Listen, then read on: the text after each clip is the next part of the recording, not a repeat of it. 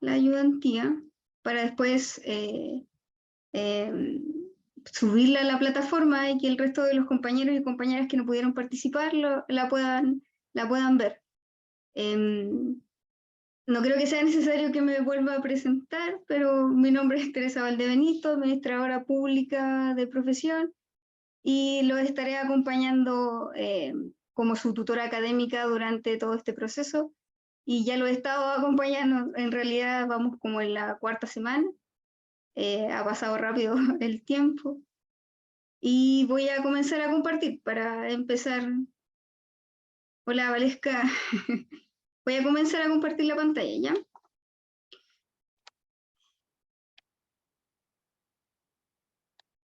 ¿Se ve bien? Sí, ningún problema, se ve. Ya, muchas gracias. Voy a minimizar aquí. Ya. Entonces, como les comentaba, esta es nuestra ayudantía número 1 del módulo Marco Conceptual de la Prevención del Delito y las Violencias. Como les había comentado en el correo electrónico, vamos a comenzar explicándoles de qué trata el foro, porque a veces puede ser un poco complicado de entender cuando no se ha participado como en dinámicas de este estilo. Ya, en la última semana de cada módulo vamos a hacer este foro calificado, que se va a hacer de manera paralela al control. El foro calificado tiene por objetivo hacer un análisis de caso en torno a una iniciativa de seguridad ciudadana. Puede ser o en torno al fenómeno de la seguridad, pero siempre va a ser bien acotado y va a quedar eso explícito en la introducción del foro. También es importante decirles que el foro es una parte, es un 20% del promedio del módulo. El control o cuestionario calificado es un 80% y el foro calificado es un 20%. Y el foro lo organizamos de la siguiente forma. No sé si se habrán podido ingresar en el foro desde la plataforma, pero hacemos una introducción y yo los dividí en 2 bloques, en el bloque A y en el bloque B.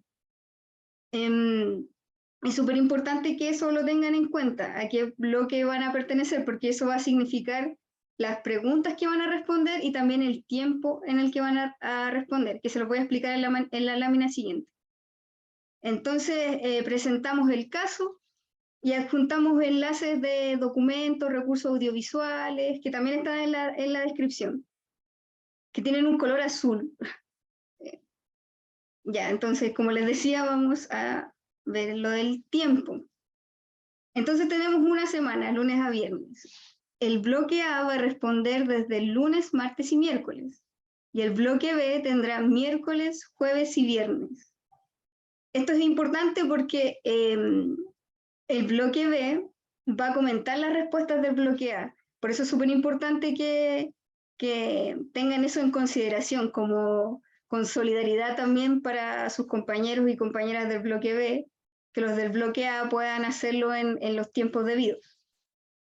En nuestro caso, del primer foro estará la pregunta.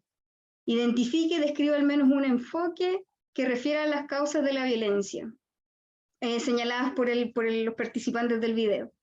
Esto también nos lleva a que es súper importante que puedan hacer esta relación entre el caso que le estamos mostrando con los contenidos del módulo, porque eso es evaluado. Básicamente eso es lo que da más puntos en la evaluación del foro, que puedan hacer este enlace. Y el bloque B, en este caso, va a elegir el enfoque que identificó el compañero o compañera del bloque A y lo va a comentar, llevándolo a su realidad territorial. Por ejemplo, si una compañera del bloque A establece que en las causas de la violencia se ve el enfoque ecológico o el enfoque epidemiológico, el compañero del bloque B va a tener que utilizar ese enfoque, el ecológico o el epidemiológico, para aterrizarlo a su trabajo o al territorio en el que se desempeña. Me pueden ir preguntando si tienen alguna duda. En la plataforma, permiso. ¿Hasta cuándo se puede responder el foro? Depende del bloque en el que estés. Si A estás mí me tocó el B. Entonces tienes hasta el viernes a las 23:59 horas para, Ok. para responder. En el caso del bloque A, sería el miércoles hasta las 23:59 horas. Ahí se solapan un poco el día miércoles, pero es para poder hacerlo más justo y que tengan el mismo periodo, los mismos 3 días. Ya, en la plataforma lo vamos a ver de esta forma. El bloque A tiene que responder justo debajo de esta franja azul, donde dice responder. Si se metieron en el foro van a poder ver que está esta introducción que les comentaba, con los enlaces, la división de los bloques, y en la barrita azul debajo responde el bloque A. En cambio, el bloque B va a responder en la respuesta del compañero.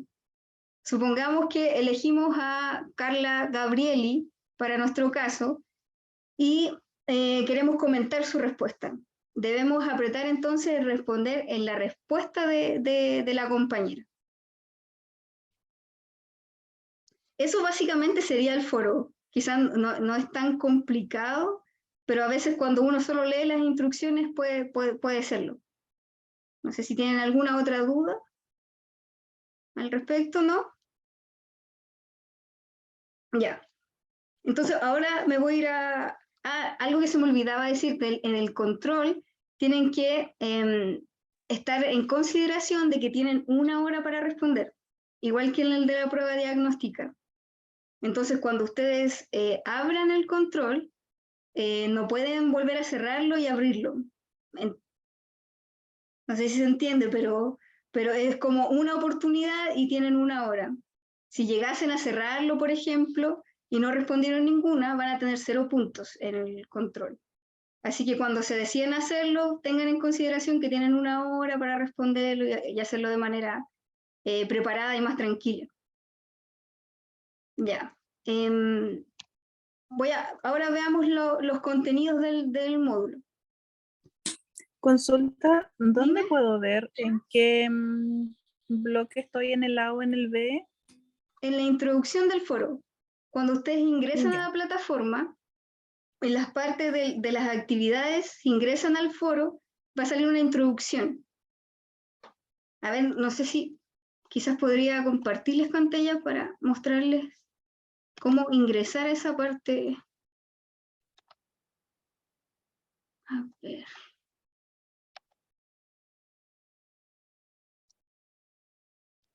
Segundo.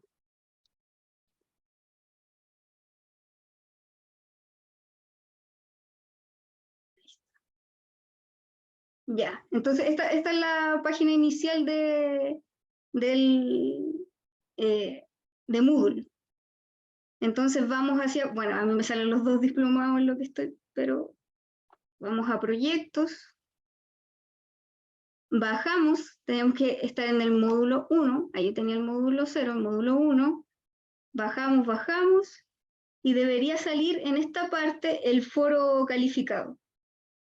Bueno, a ustedes no les va a aparecer todo este tipo de, todos los tutores, solo les va a aparecer una opción de foro. Entonces aquí, por ejemplo, que es de Teresa T. Y esta es la pantalla que les va a aparecer del foro calificado. El módulo está la introducción que les mencionaba y justamente, justo después de la introducción viene la división de bloques. En bloque A y bloque B. De todas formas, igual tienen dudas cuando lo estén haciendo, me pueden escribir. Ya voy a volver al PowerPoint. ¿No queda ninguna otra duda con el foro? Antes de seguir a... Ay. Ya, parece que no. Voy a continuar entonces. En esta parte igual, si tienen alguna duda, me interrumpen nomás y ahí la resolvemos. Ya, vamos a ver 4 contenidos que vendrían siendo las políticas públicas en seguridad, los objetos de interés, las perspectivas teóricas o los enfoques y los tipos de prevención. En términos de las políticas públicas de seguridad en Chile, es súper importante que las entendamos en el contexto. Entonces estábamos previo al periodo de la década de los 90, en América Latina desde la década de los 60 hasta los 90 comenzaron a surgir estas dictaduras militares en América Latina, bajo la mano de la doctrina de seguridad nacional de Estados Unidos, en donde se entendía este enemigo externo, en el caso de Estados Unidos, Rusia, la Unión Soviética, los comunistas, y en Chile, bueno, y en toda América Latina ya no era un enemigo externo, sino que más bien era un enemigo interno. Y ahí también surge o va de la mano de este paradigma de la seguridad pública, que como veremos en la lámina siguiente es mucho más orientado a políticas de reacción, políticas más bien de coacción. Y también en la administración pública, porque es un proceso paralelo, estábamos caracterizados por tener un modelo burocrático más bien tradicional, que es una administración jerarquizada, donde las normas son lo más importante, mucho más que los propios resultados o lo que estábamos consiguiendo al entregar servicios públicos. Entonces, en este cambio, no solo hay un proceso de modernización del Estado, sino que también está este proceso de democratización, que es donde se instala el enfoque de derechos, la reparación por violación de derechos y también el paradigma de seguridad ciudadana. Y en el proceso de modernización del Estado tenemos la nueva gestión pública, que es una gestión más eficiente, orientada a los resultados, que viene de este mundo más privado, del management, donde lo más importante son efectivamente los resultados, el uso de los recursos, el uso de indicadores, por ejemplo, como lo hace DIPRES con sus indicadores de desempeño. Es un ejemplo claro como de este paradigma de la nueva gestión pública. Y además, este cambio desde el paradigma de seguridad pública al de seguridad ciudadana no solo fue por este proceso de democratización, sino que también porque empiezan a elevar el número de delitos y también de esta percepción de inseguridad. Y se observa que los sistemas de control son insuficientes, como estas estrategias orientadas al control, a la reacción, a trabajar después de que se cometan los delitos, ya no estaba ofreciendo resultados satisfactorios. Y por eso también surge este paradigma de seguridad ciudadana para dar cuenta o dar respuesta en realidad a estos problemas de inseguridad.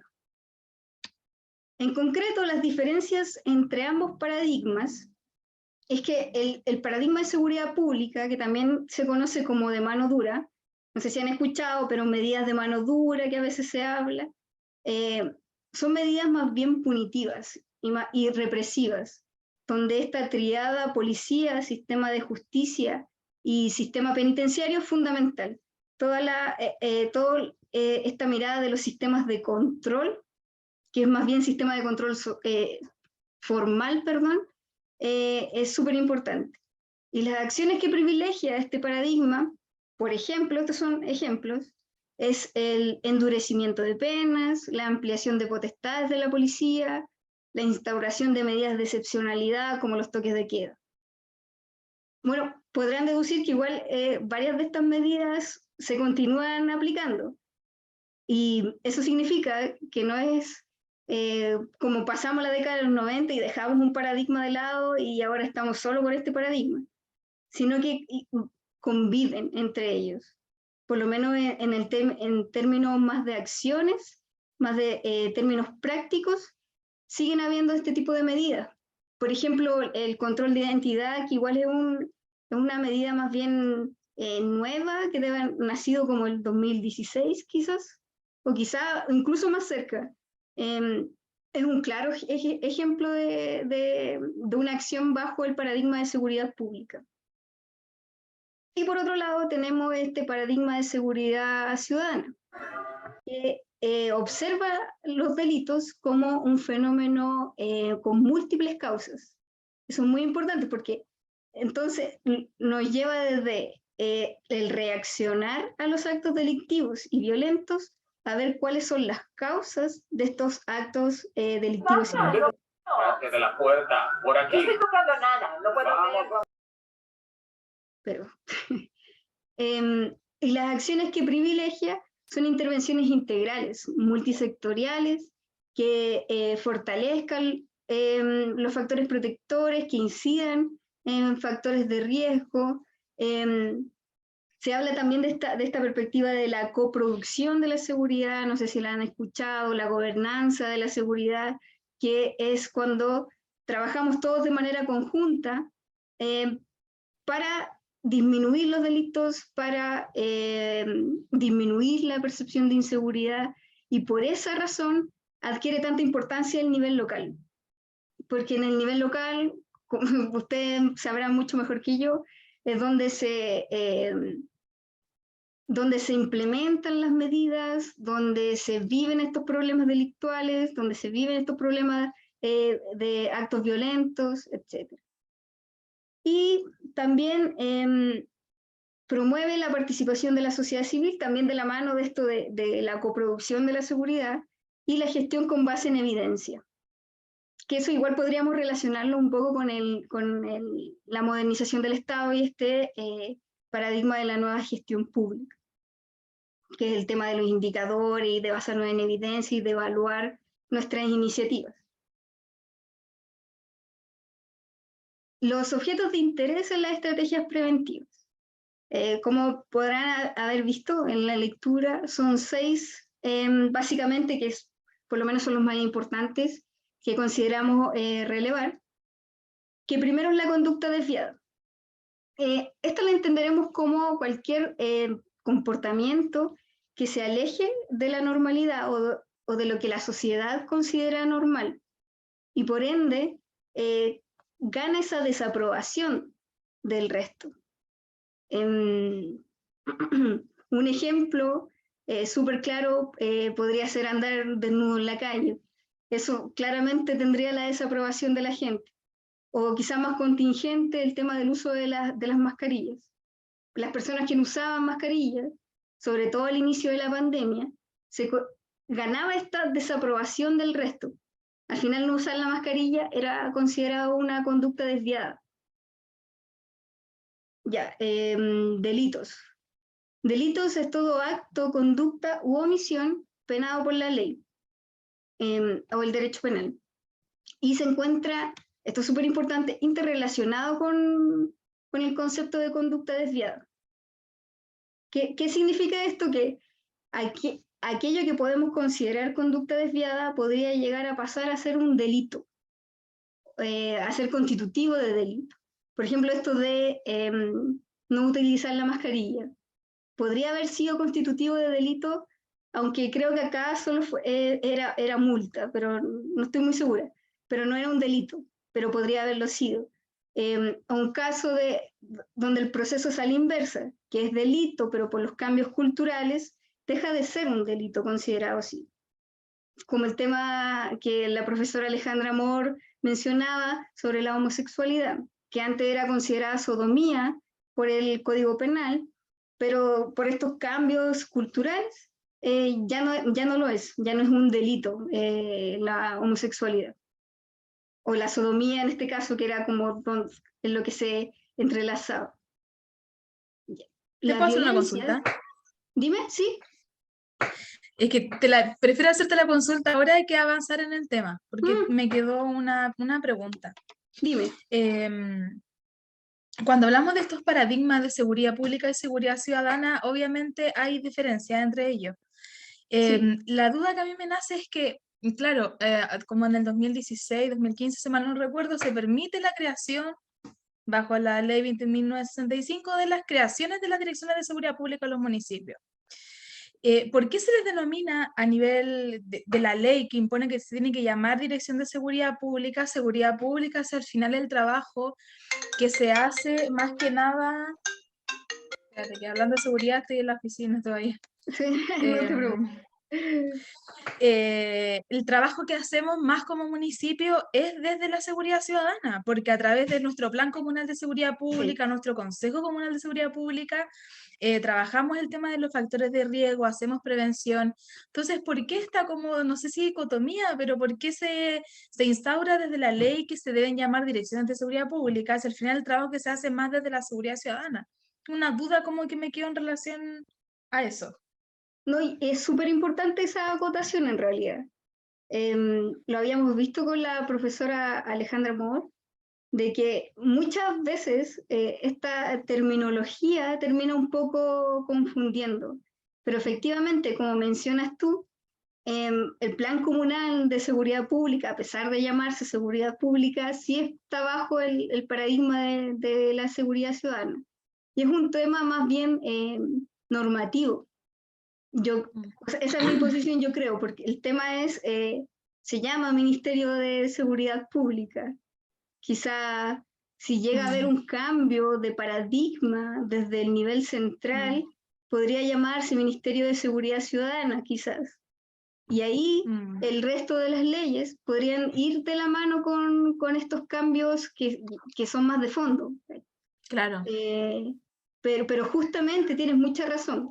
Hay que tener mucho ojo con la nomenclatura y estar atento a cuáles son las iniciativas, y no solo cuáles son las iniciativas que se implementan desde el nivel local, sino más bien cuáles son los fundamentos, cuál es lo que viene atrás, si estás preocupado de los factores de riesgo, si estás preocupado de la participación ciudadana, de involucrar a la comunidad. Claramente ese es el paradigma de seguridad ciudadana. Por eso es súper importante como conocer bien cuáles son las estrategias y saber cuál es el paradigma que está detrás.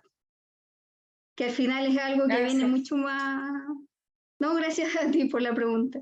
Que quizás era un tema súper importante que había que aclarar.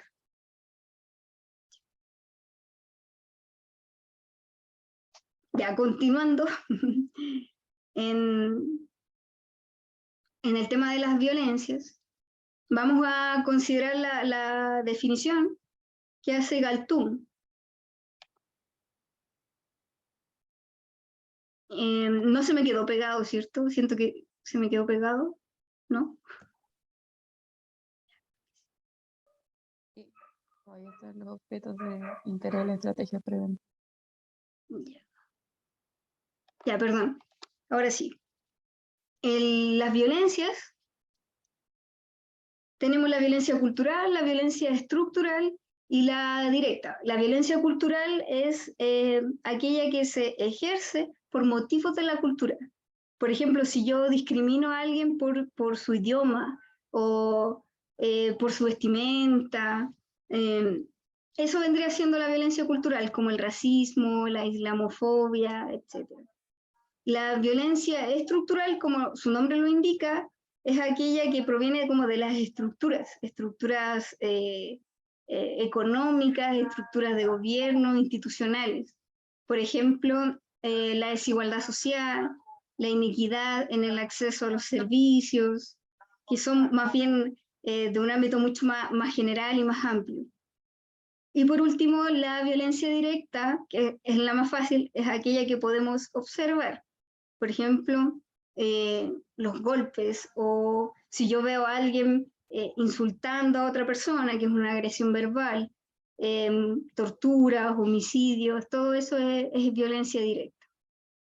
La percepción de inseguridad son los sentimientos o sensaciones, es el sentir que voy a ser víctima de un delito, que es probable que yo voy a ser víctima de un delito, de un acto delictual. Las víctimas es una persona o grupo que sufre directa o indirectamente las consecuencias del acto delictual. Un ejemplo claro podría ser un homicidio. La víctima directa es aquella persona que fallece y las víctimas indirectas son su círculo familiar, sus amigos, etc. Y por último, la convivencia es la capacidad de establecer relaciones, de comunicarnos, de de normas sociales que se establezcan entre las personas. Y en la convivencia hay dos elementos que son fundamentales, sobre todo como para el trabajo territorial que realizan ustedes. Uno es el tema de faltas e incivilidades, que son todos aquellos actos que no son considerados delitos, pero que también incurren en multas, por ejemplo. Acá un ejemplo para que quede más claro, podría ser el consumo de drogas y alcohol en las calles, los basurales, el tener como sectores con mucha basura, la presencia de grafitis, que al final igual son factores que terminan afectando la percepción de inseguridad de las personas y que se generan en este contexto de convivencia entre las personas en un barrio o en un territorio en cuestión. Y el otro es el de eficacia colectiva, que son las expectativas o el compromiso en conjunto que generan las personas, los vecinos y vecinas, para lograr control social del territorio. ¿Y qué significa este control social? Es, por ejemplo, que un vecino esté sentado en una banca, que salió a pasear con su perrito, se sentó ahí, y tiene esta vigilancia, por ejemplo, con los niños, las niñas en la plaza, para que no les vaya a pasar nada. Si es que ve que hay una persona como que anda merodeando, que le avisa a sus vecinos, que está constante, ese es el control social informal, que es lo que generan los vecinos como en su mismo territorio, y que también surge a través de la comunicación entre ellos, la confianza que se genera entre ellos. A mí me pasaba, por ejemplo, que he evaluado varios programas, o sea, proyectos a nivel territorial, y los vecinos me decían como, si yo no fuera por este programa, yo no conocía que tenía tantos vecinos, yo no los conocía, yo no me preocupaba por sus hijos, yo no sabía cuál era el hijo de cada uno de los vecinos. Pero en cambio, como se generó este proyecto, como desde las personas, se genera esta eficacia colectiva, donde las personas se organizan, confían entre ellas y generan este control social. Ya, las perspectivas teóricas, tenemos tres enfoques. El enfoque epidemiológico, el psicosocial y el ecológico. El epidemiológico nace del sector salud y concibe la violencia como un fenómeno multicausal y plural. Multicausal, o sea, estas causas se definen en torno a dos factores: los factores de riesgo y los factores protectores. Los factores de riesgo son aquellas variables o aspectos que hacen que que aumente la probabilidad de ocurrencia de un delito, de un acto violento. Y los factores protectores, por el contrario, disminuyen esta probabilidad de ocurrencia. Por ejemplo, eso, que el vecino esté atento y cuide a los niños y niñas que están jugando en la plaza, ya eso vendría siendo un factor protector. O la misma eficacia colectiva en realidad es un factor protector. Y también el enfoque epidemiológico hace una diferenciación entre niveles de prevención, que tenemos de la más general a la más particular. La prevención primaria, que es de carácter universal, que va dirigida a un amplio grupo de personas, y a veces no se tiene tan claro como las necesidades de las personas al ser tan amplia, ni tampoco las causas que generan delitos en esta población, como por ejemplo una campaña comunicacional. Eso va directamente como a un grupo mucho más amplio.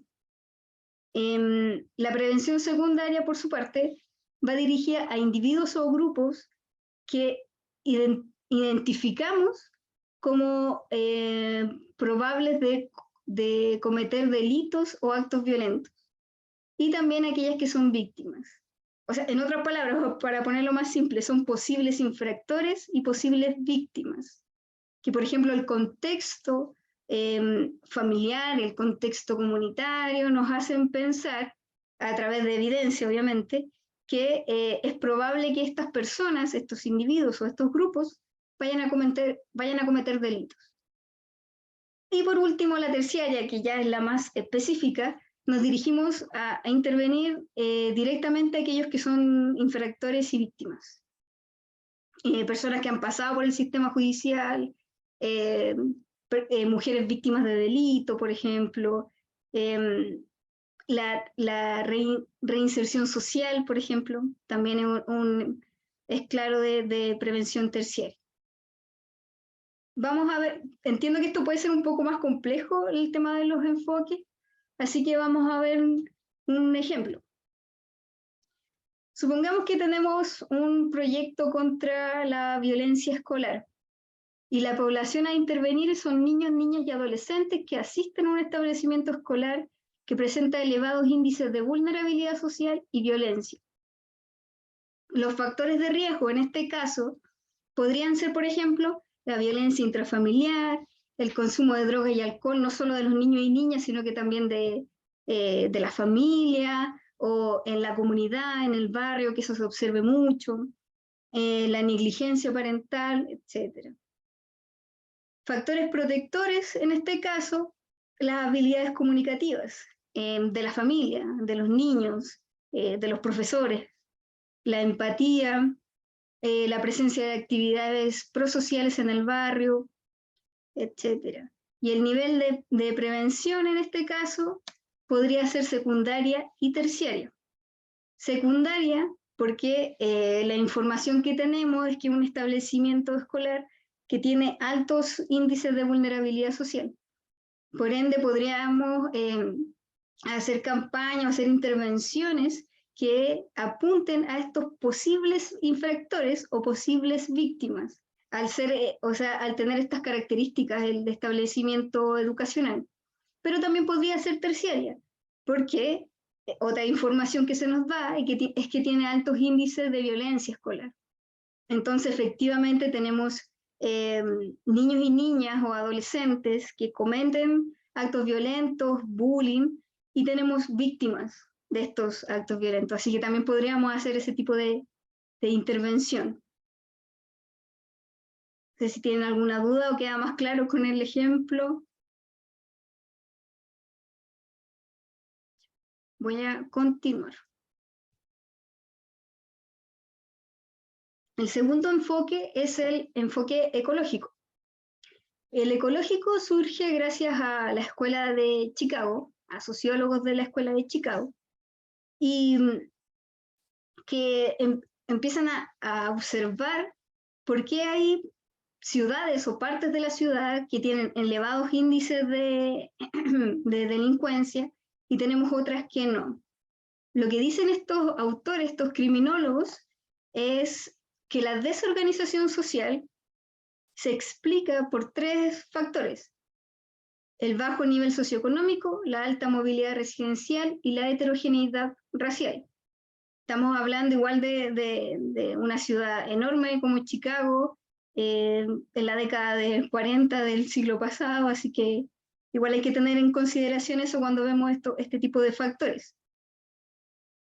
Entonces, si teníamos estos tres factores en ese momento, significaba que había altos niveles de desorganización social y por ende de delincuencia o de delitos. Lo importante del enfoque que deben tener muy claro es el tema del contexto. Lo que destaca este enfoque es la influencia del contexto en la ocurrencia del delito. Por esta razón, de este enfoque derivan dos estrategias, del ámbito situacional y del ámbito comunitario, que son las que se enfocan más en estos factores ambientales. Y por último, tenemos el enfoque psicosocial, que se encuentra basada en dos grandes cuerpos teóricos de la criminología. Por un lado, las teorías de los procesos sociales, que buscan describir y explicar la forma en que los individuos se vuelven criminales o adoptan valores criminales. Para ello es súper importante el tema de la cultura, la relación con otros, la relación entre pares. Un ejemplo en nuestro país de este tipo de intervenciones podría ser el programa Habilidades para la Vida, que es una intervención que incorpora acciones de detección y prevención del riesgo, promueve estrategias de autocuidado y desarrolla habilidades para la convivencia. Además, activa redes de la escuela y coordina acciones de salud mental para niños y adolescentes en interacción con sus adultos significativos como sus padres y sus profesores. Entonces, lo que está relevando son factores de tipo social que nacen desde el individuo, en su entorno. O sea, su entorno, adultos significativos, sus pares, sus profesores, que vendría siendo acá la comunidad educativa, y además promueve valores, que era esto que le decía del tema de la cultura. Entonces, si tenemos valores como el autocuidado, valores como la convivencia en el entorno escolar, supone que disminuya las probabilidades de ocurrencia de delitos y de actos violentos. Y por otro lado, tenemos la criminología del desarrollo, que estudia la relación de estos factores del individuo y la delincuencia a lo largo del curso de la vida. Eso es lo importante de la criminología del desarrollo. Esta relevancia y este énfasis que tiene en el ciclo de vida de la persona. Para ellos, por ejemplo, que un niño no pueda acceder a servicios básicos desde su infancia, como 0 a 2 años, va a ser muy significativo para el nivel de vida y la calidad de vida que tendrá después y sus posibilidades para cometer, o sea, probabilidades para cometer delitos o actos violentos. Un ejemplo es el programa Chile Crece Contigo, que a pesar que directamente no es un programa que tenga como objetivo disminuir o prevenir los delitos, es un programa que sí afecta en ese nivel, por el tema de lo que les decía de los factores de riesgo y también de los factores protectores, porque no solo se trabaja con los niños y las niñas, sino que también con sus familias, con los padres y con las madres. O sea, el entendido es como establecemos una buena calidad de vida para esos niños, generamos habilidades parentales, aumentamos o damos equidad en el acceso de los servicios y tendremos una red de apoyo que genere que este niño, esta niña, crezca en un entorno saludable y que no esté como más predispuesto o tenga más probabilidades de cometer delitos o actos violentos. Y por último, los tipos de prevención los vamos a relacionar con estos enfoques. El enfoque epidemiológico es transversal a los 3 tipos de prevención, que es el social, el situacional y el comunitario. ¿Qué significa esto? Que podemos identificar factores de riesgo en la prevención social, que vendrían siendo de tipo social, centrados en el individuo en vistas de su entorno, factores sociales en el entorno respecto, por ejemplo, a sus pares, a su familia, a la comunidad, a la sociedad. Y también, bueno, no solo los factores de riesgo, sino que también los factores protectores. En la prevención situacional nos enfocaríamos entonces en factores también, factores de riesgo y factores protectores, pero ya desde el contexto, factores ambientales que van a afectar la ocurrencia del delito. Lo más fácil de entender la prevención situacional es esta frase de la oportunidad es el ladrón. Eso es lo que busca la prevención situacional en realidad, es disminuir estas oportunidades, que no existan oportunidades del contexto para que no ocurran delitos. O sea, ponemos luminarias en espacios oscuros para evitar, para que el posible infractor no cometa delitos o actos violentos. Y por último, la prevención comunitaria no se queda solo en esta instalación de luminarias, por ejemplo. Lo que hace es involucrar a los vecinos, involucra la participación de esto, y por eso se encuentra tan relacionado con los conceptos que le había mencionado anteriormente de convivencia y de eficacia colectiva. Es como, lo que está detrás es que la sola instalación de luminarias no va a prevenir los delitos, sino que es el uso del espacio, por ejemplo, que las personas salgan a pasear o salgan de noche, vuelvan a sus casas desde el paradero con una percepción de inseguridad baja, y eso va a generar que más gente lo use, y si más gente lo use, vamos a tener esta eficacia colectiva, donde la vigilancia, el control social informal va a permitir que efectivamente se puedan prevenir los delitos y las violencias. No sé si tienen alguna duda. Esto, a grandes rasgos, es toda la información que deberían saber en este módulo número 1. No sé si hay algo que quieran que yo pueda profundizar o alguna duda. Yo de todas formas vamos a subir este PPT a la plataforma, al igual que la grabación. Y obviamente si tienen alguna duda más particular y solo me la pueden escribir.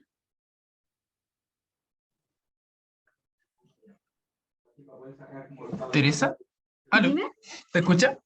Sí, te escucho súper. Hola, ¿cómo estás?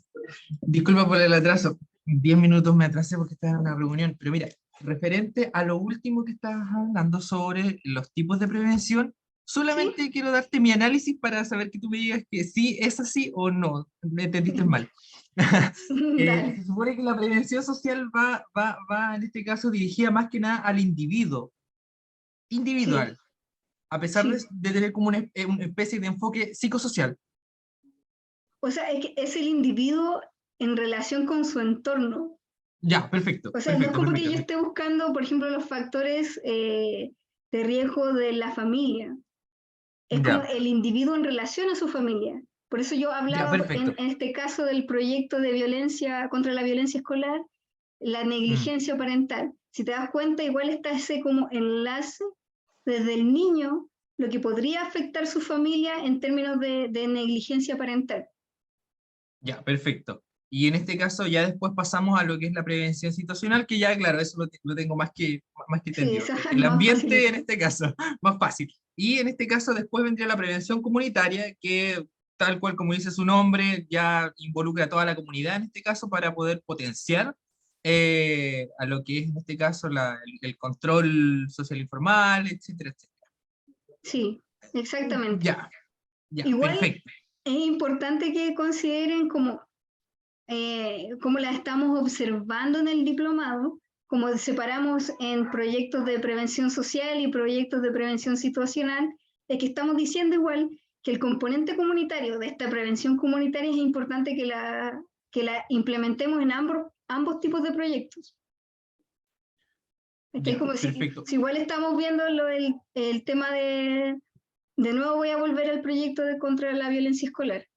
Si involucramos a la comunidad por los factores de riesgo, los factores protectores que habíamos identificado, eso nos asegura igual un poco de sostenibilidad y sobre todo, es aún más crítico en términos de proyectos de prevención situacional. Porque al final igual estamos mejorando su espacio, por decirlo así, estamos construyendo multicanchas, estamos poniendo luminarias, pero no puede quedar como en la infraestructura, sino que las personas tienen que utilizar esas multicanchas, tienen que caminar por las calles en la noche, y así se genera como el control social. Claro. Ya, perfecto. Ya, sí, súper bien. Muchas gracias. Gracias a ti. No sé si alguien más tiene alguna otra duda que los pueda orientar, o incluso sobre el foro, sobre el control, la plataforma.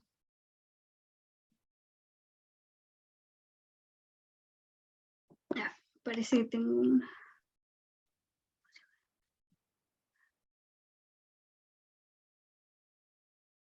El enfoque ecológico en Chile. Ya, Leonardo también me hace una pregunta que no había podido, ahora me acabo de dar cuenta.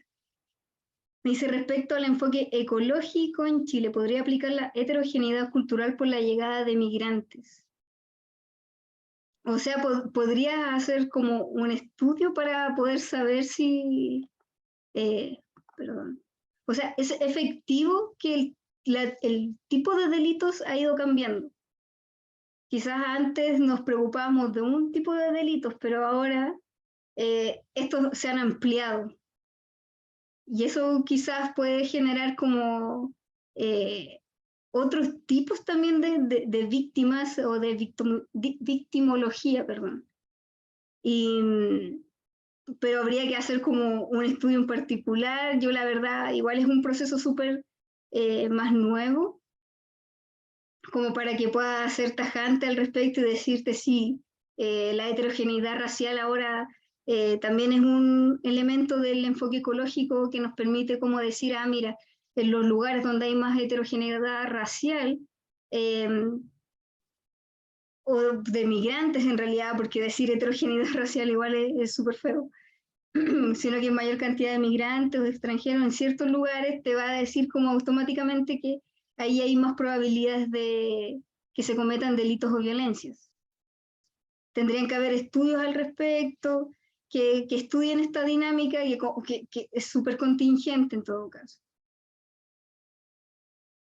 Así que mi respuesta sería que se podría aplicar por el tema de la variedad o la tipología de delitos que pueden existir y también la cantidad, pero habría que tener evidencia al respecto, como para que yo pueda decirlo sin dudas. ¿Cuál de estos 3 modelos preventivos antes señalados es más efectivo actualmente? A corto plazo lo que más se implementa es los proyectos de tipo situacional, porque igual genera como resultados inmediatos. Por ejemplo, si nos ponemos en el caso de que vivimos en un barrio y de repente nos construyen una multicancha, uno igual queda como con esta sensación de el resultado ya está, lo puedo ver, me es más tangible. Pero yo no diría que es la más efectiva en cuanto a resultados. Porque resultados a largo plazo necesitas involucrar a la comunidad, como les mencionaba, para poder tener esta sostenibilidad de las iniciativas.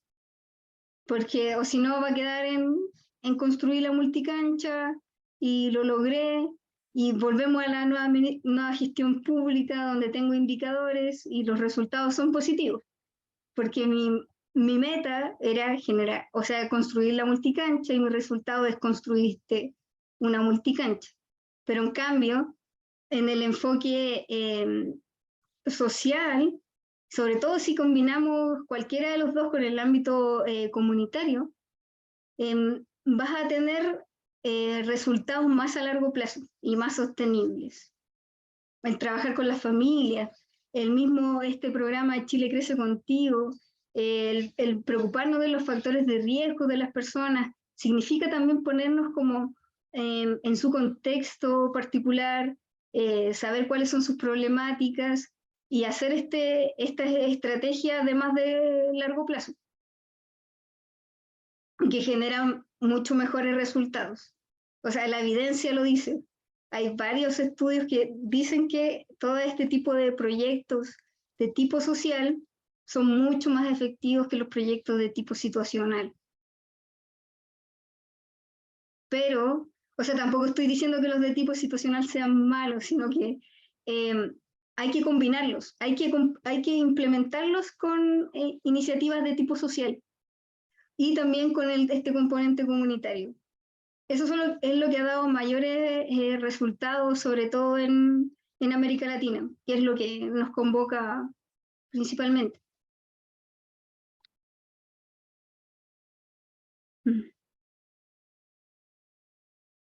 Sí, exactamente, sí. Que me dicen que la autoridad en su mayoría prefiere intervenciones a corto plazo, como las luminarias y cámaras de seguridad. Efectivamente. El ideal sería que, por ejemplo, en el plan comunal de seguridad pública, se establezca estas prioridades y que no quede a los cambios de autoridades, porque sabemos que duran súper poquito y armar un proyecto, o sea, partimos desde la base de que tenemos que hacer un diagnóstico para identificar factores de riesgo y factores protectores. Después tenemos que diseñar la iniciativa, después tenemos que implementarla. En 4 años igual para hacer un proyecto de tipo social es bastante poco. Entonces lo importante es que sea como una perspectiva del municipio, más allá de las autoridades locales, sino que se mantenga en el municipio esta prioridad en la prevención social y obviamente si es que combinamos este componente comunitario en la prevención situacional también genera buenos resultados. No sé si tienen alguna última pregunta, no se me queda ninguna del chat.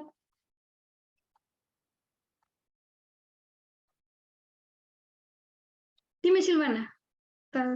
Quería consultar con respecto a lo que estaba hablando de generar que los programas de seguridad se pueda implementar estas políticas que sean más a largo plazo dentro de las direcciones de seguridad pública.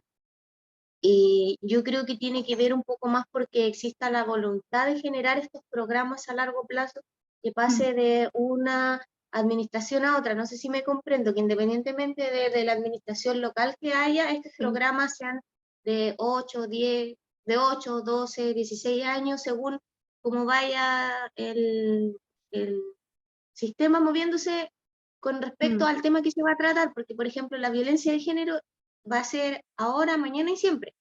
Exactamente. Entonces, con respecto a ese tipo de cosas, yo creo que por ahí va en un tema más de una política pública que vaya generando estos programas para que se puedan ir implementando y no sean postulables ni generados como un concurso en el que tú das la vida por ganarte un proyecto de eso y al final te dura 4 años. Sí. Y dejas ahí botado todo ese trabajo y todo ese expediente y toda esa gente que al final queda sin respuesta y sin un seguimiento, sin un tratamiento psicológico de repente, no sé, una intervención a la comunidad, una intervención en su entorno. Hay 1000 factores que se van conjugando dentro del sistema. Exactamente. Las intervenciones, en realidad los fondos que están disponibles son de corto plazo. Y estas iniciativas necesitan un financiamiento permanente. No pueden como estar preocupados de volver a postular a otra licitación. La importancia, o sea, el foco de los gestores locales como ustedes debería ser el implementar el proyecto. No estar siempre pendiente de los fondos o de si el alcalde que cambió es de los colores políticos de la iniciativa en la que comenzó. Todas son variables que al final terminan afectando la intervención misma. Por ejemplo, no sé si una vez me tocó evaluar un proyecto que se llamaba el partido de mi barrio. No sé si recuerdan estas tarjetitas verdes que a veces levantaban en los estadios. Ese mismo fundación hizo un proyecto en La Pincoya que se llamaba el partido de mi barrio. Y ellos hicieron un trabajo con toda la comunidad, además habilitaron las canchas que habían en el espacio, las mejoraron y fue súper bueno en general el proyecto, pero después cuando yo hablaba con los vecinos, cuando terminó, me dijeron como fue súper bacán, tuvo buenos resultados, pero ¿qué hacemos ahora? Como ¿qué hacemos ahora que se fueron? ¿Cómo nos organizamos? ¿Cómo mantenemos esta iniciativa tan buena? Los niños ahora ya están súper dedicados al tema del fútbol. Por eso es importante también como esta perspectiva comunitaria, como el dejar... Sabemos que las intervenciones son cortas, o sea, sí, tenemos financiamientos muy cortos, pero enfocarnos en la comunidad para dejar capacidades, habilidades instaladas en la comunidad, yo creo que es fundamental. Porque si no, va a pasar lo que pasó en La Pincoya con el partido de mi barrio, donde la gente ya después no sabía cómo hacerlo, cómo organizarse. Quizá eso también es importante después como gestores territoriales, gestores locales de la seguridad, tener siempre en consideración. Pero sí, Silvana, estoy totalmente de acuerdo con lo que dice. No puede depender como de criterios políticos o de... tiene que ser una política pública de largo plazo y una política de Estado en realidad, que independiente del gobierno en el que estemos, sea una política que tenga financiamiento hacia los municipios, hacia los gobiernos regionales, que son los que están con proximidad en la ciudadanía, son los que están en el territorio.